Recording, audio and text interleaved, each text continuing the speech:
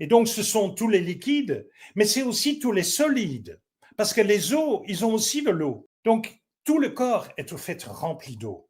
Et donc, l'eau du corps, oui, c'est tout ça. Alors, quand nous voyons notre corps, au fait, on ne voit pas cette eau. Où est-ce qu'elle est, toute cette eau? Si moi je suis 60% d'eau, par exemple, ben, je ne suis pas un sac rempli d'eau. Je ne suis pas un liquide libre. Donc, il n'y a...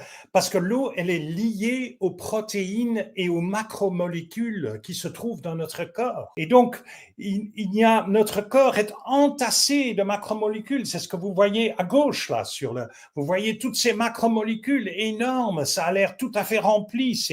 Voilà. Et donc, on ne voit pas cette eau parce qu'au fait, il faut se dire qu'une seule macromolécule, et ça, elles sont dessinées à droite, vous voyez une seule macromolécule, elle est entourée de peut-être 10 000 molécules d'eau, parce que la molécule d'eau est toute petite et la macromolécule est grande. Le mot le dit. Voilà, donc, et ce qu'il y a, c'est que ces macromolécules, au fait, elles ne se touchent jamais directement.